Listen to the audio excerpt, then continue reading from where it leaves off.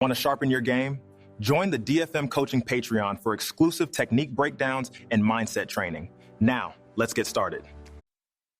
Welcome to Tapped In. My name is David Figueroa Martinez of DFM Coaching, and today we're going to be discussing developing your own map. I was on social media, and I follow Rough Hands BJJ, which is out of Kentucky. They did the last few years of the BJJ Mental Model Spring Camp. I went last year. They hosted it again this year. I couldn't make it. But I did see this post which read, "You cannot use someone else's map to find your jiu-jitsu." It popped something in my brain, and it's one of the things that I try to illustrate to people more than most of what I do. I came up, and I don't know how to word this. I came up under a program that it wasn't that you couldn't develop your own jiu-jitsu. It was, hey, I am the one that can give you what you need. It was very, I'm the source, or the source is through me, that type of mentality. And for marketing sense, it makes sense if you're connected to certain people and there's a certain lineage that kind of allows you to market differently than everyone else, including me. It makes sense in that degree. But when it comes to developing talent and developing jiu-jitsu that works for the human being in that specific student, that approach does not work at all, in my opinion. I think that it creates too many mini-me's. It creates too many rigid developmental approaches. It frustrates people. It can make people feel burned out. It can pull people's creativity away from them. And there's a development or a dependency that occurs between the student and the instructor that some instructors want. Don't get it confused. Some instructors actually want that because it continues that relationship. They're scared of losing people. They're scared of people developing games that maybe they don't understand, and they have to develop a game that they themselves don't know, and they have to kind of go out of their way to learn. So there's a whole host of things here, and the hierarchy or the lineage aspect plays into some of this. Sometimes if your instructor is known for butterfly guard, if your instructor is known for lapel, if your instructor is known for all these different specific niche subject matter expert type games, and that's what they're known for, and they want other people to be produced under that lifestyle or that approach, they're going to continue to push it. And to me, it doesn't matter how legendary that person is. Jiu-Jitsu is going to develop. And no matter how many people you're teaching, you're going to run into people that game doesn't work for them. And you can force it. You could make them do the thing that you want to do. And there's gyms out there that will do that. There's gyms out there that have a very principled, regimented approach to jiu-jitsu. You're going to do this drill. You're going to do this drill this many times. And then when that drill finishes, you're going to do this follow-up to that drill. And you're going to do that many times. And they're reproducing really good competitors that are specific to that game, and they do well in the competition scene. It's great if that's what we're going for. Many of us, myself included, I'm not going for one competitors, but I'm not going for rigid discipline. I don't need it. Martial art within the name means an art.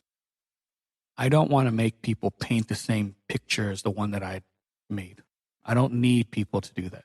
What I want is to be able to, and it makes more sense to me, is cultivate people who are very unique in their approaches because of their body mechanics, their temperament, things that they find cool, things that they have a legitimate interest in, and then developing those things.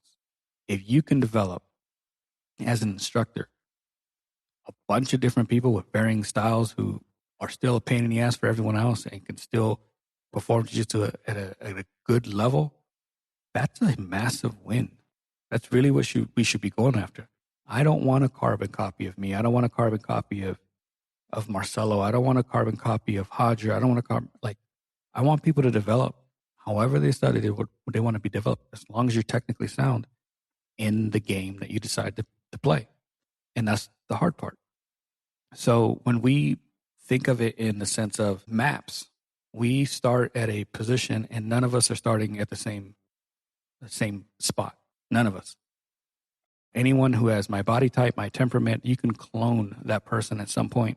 They're not going to have the same starting spot. When I started, I was a certain age. When I started, I came through certain things in life and I had certain tendencies and habits or fears or predicaments or trauma that you're going to carry into that starting position. Not even to mention the fact that our body types are different. The age at which we start is different. The fact that some of us are college students versus 30, 40-year-old professionals. The fact that some of us have jobs that are physical versus some of us who are behind a desk the whole time. All of those positions, if you have someone start, none of those are starting at the same spot. None. You're all starting at different positions and different places in your life, and you're being dropped off at random spawn points in the jiu-jitsu world, the big sandbox that jiu-jitsu is. So how can I expect someone who has been dropped off and joined the academy at 36, a mother of 3, hasn't been physical or athletic her entire life, expect her to somehow compete with the woman who is maybe in her mid-20s, had some collegiate lifting or collegiate sports. She did softball, she ran track, she did whatever. Those are two different spawn points. I'm not giving the same roadmap or map in general to the 30-something that I am the 20-something. We're not giving the same roadmap or specific map to someone who both have kids. One might divorce, one might not be. One might be a single parent. One might be going through traumas of losing a partner. One might have a child that requires more attention. None of these are the same. None. And that's why I always kind of try to remind people you're running your own race. You really literally are. None of us are running the same race. So if we're not running the same race, why would I apply the same map to everyone? Why would you want to pick up someone else's map? The scale is off. The placement of where you're starting is off. Again, it doesn't make any sense. So I do not want people to look at jiu-jitsu and think, oh, it's going to be one map fits all. And if you're a coach, you have to change that mentality. You really do. Because every student, if you haven't picked up yet, is vastly different than every other student. They might feel similar. Hey, these guys are both athletic. One has kids, one doesn't.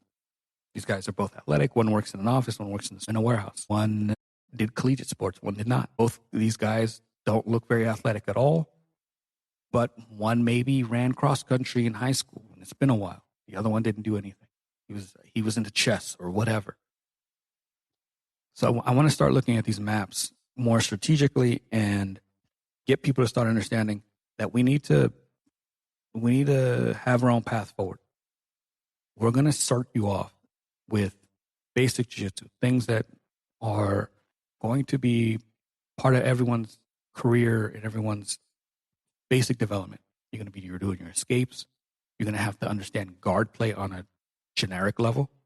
And then you're going to start getting into specific guards that you yourself have an interest in.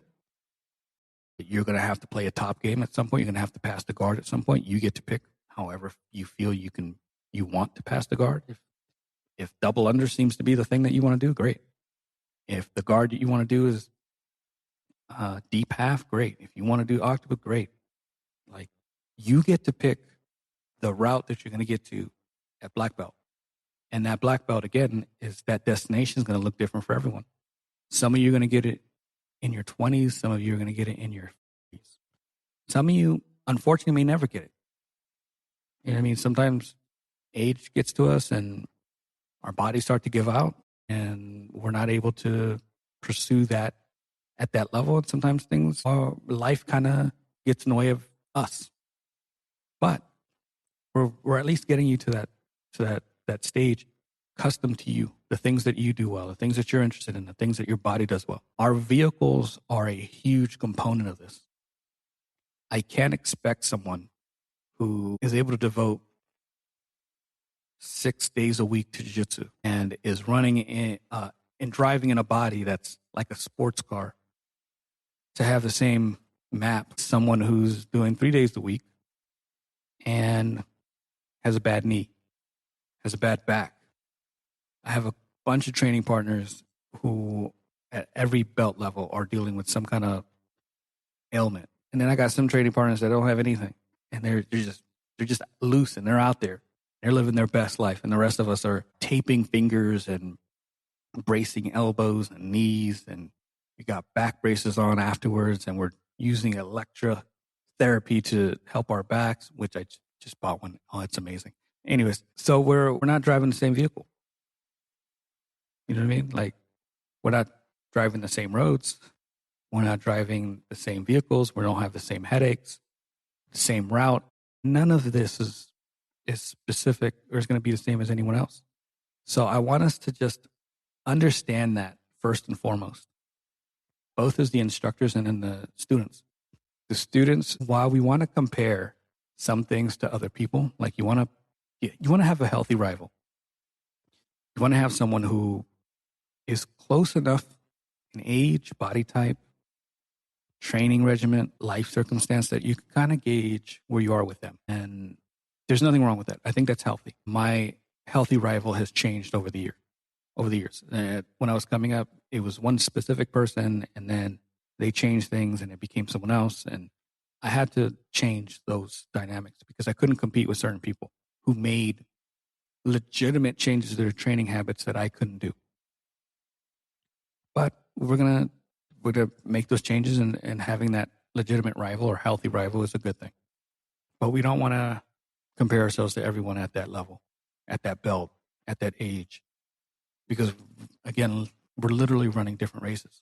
It's not the same across the board. So I just want us to really consider that. And as the instructors, when you gauge, and I know this is hard because I've struggled with this sometimes, we're not gauging based on, well, this blue belt is beating this blue belt and this purple belt is he's giving this purple belt some problems. It's really not about that. And it's one of those hardest things to gauge as an instructor. That's why oftentimes I get feedback from the other instructors, and I'll throw out a text in a group thread and I'll be like, hey, how are we thinking? What are we thinking about such and such? I mean, I think they're closing on that belt, but I wanted to get some opinions. And we get opinions. Hey, they do this really well. They don't do this so much. I think they should focus on this. And I get feedback. I'm not going to figure it all out. I have assumptions. I have some feedbacks that I see. But sometimes maybe they come to my class once or twice a week and they're coming to someone else's class, maybe a little bit more. So I want to get that feedback.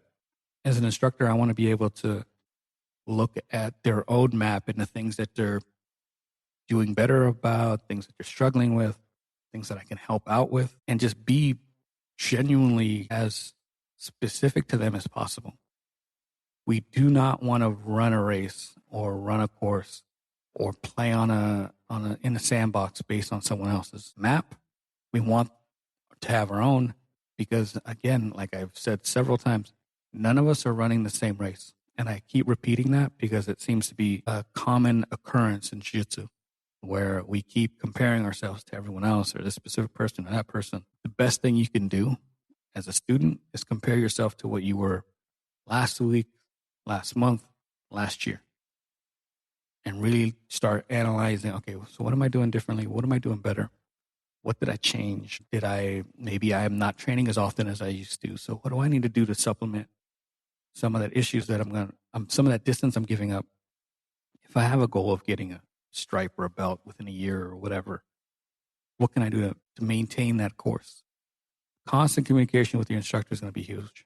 And if your instructor is quality, they're going to give you genuine feedback.